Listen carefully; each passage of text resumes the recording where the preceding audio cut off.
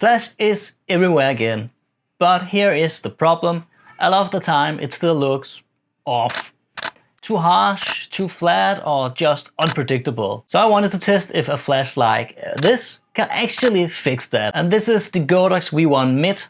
It sits below the V1 Pro, so it's more of an entry point into this type of flash. But you can still get most of what actually matters in real use. So the flash here features a round head, which gives you a softer, more natural light. It comes with TTL, which basically is automatic mode for flashes. Then it also has high-speed sync, allowing you to shoot with higher shutter speeds, so you can adapt exposure and work in really bright conditions. It comes with magnetic mounts, so it is really fast to switch modifiers. It also has a rechargeable battery, which delivers around 650 full power shots, which is really many. And they even provide you with a charger, which I think is something that most companies don't give you anymore, so that is really nice. It also has a fast recycle time of 1.7 seconds, so you don't miss moments. It also has touch screen control, allowing you to work with it a bit quicker. And then this can also work as a transmitter, so you can control other lights with this one. And with a flash like this that comes with an adjustable head, you also get the option to twist it around and bounce the light into a wall or into the ceiling,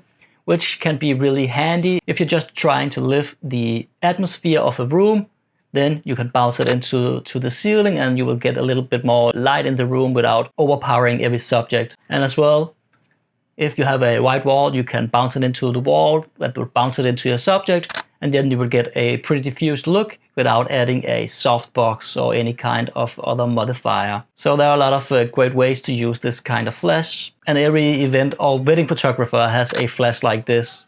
Because yeah, you just need this to deliver great results. And price-wise, it's in that middle range where it's clearly more capable than the small flashes, but still accessible if you want to step up without going full pro setup. On paper, this should be easier to control and faster to work with than smaller flashes. But what actually matters is what can you do with it. This looks like a natural sunlight coming in, but it's just the flash using one of the color attachments for the warm tone and barn doors to shape the direction. This is where a few things come together. The round head gives a more natural spread, the power lets you actually shape the light, and the barn doors control spill and direction.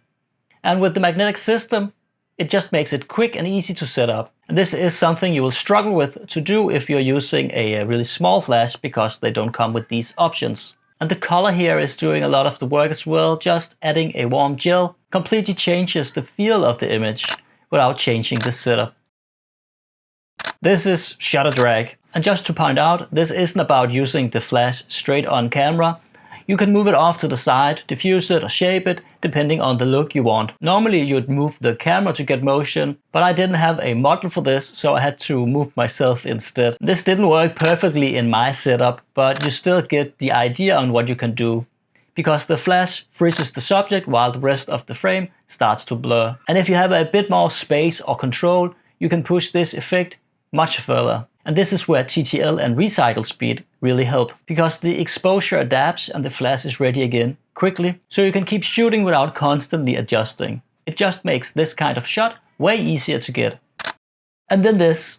A clean, soft portrait. I have tested several small flashes here on the channel and they are really great for that hard-on camera flash look. But one thing you can never use them for is putting them inside a softbox and trying to get a real portrait, a real clean, soft-looking portrait that you can actually use for your business or whatever you're going to use it for. Because without being able to put on a real softbox modifier, it is really hard to achieve this kind of look.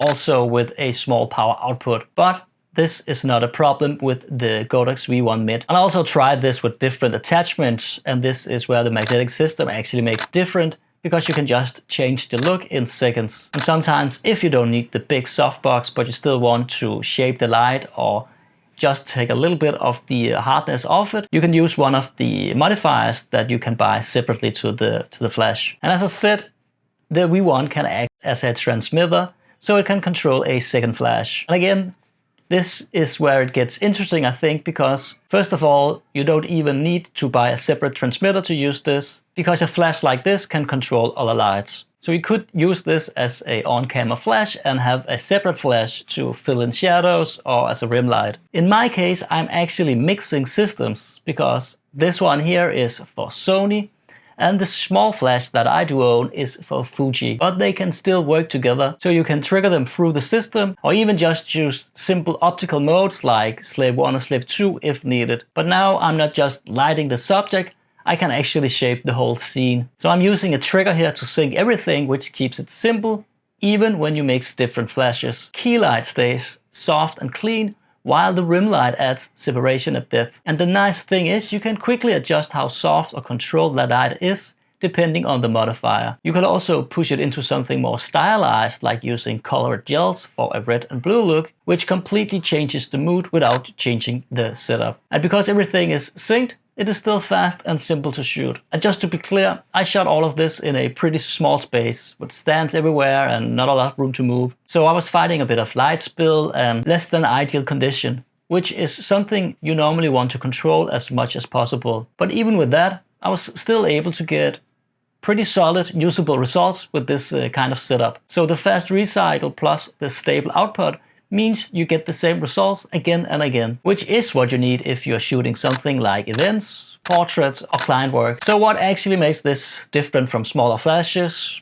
We talked about the round head that gives you a softer, more natural look. The power gives you more control over direction and shaping. You get TTL and high-speed sync that makes it flexible in different lighting situations. It has a fast recycle time and the battery life makes it reliable when you're shooting a lot. And with the magnetic system, it just is a lot quick to adapt your setup if you need to. I'm not saying you cannot get good results with smaller flashes, but this just makes it faster, more consistent and gives you a lot of more creative options. So for me, that's really the difference. It's not necessarily about adding light, it's about being able to shape it, control it and actually rely on it. And that's where something like this starts to make a lot more sense. Anyway guys, this was all for now. If you enjoyed this video, please make sure to leave a thumbs up. It really helps me out a lot and I appreciate every time you do this. Also consider subscribe if you haven't. I guess all there is left to say now is take care guys and I will see you around.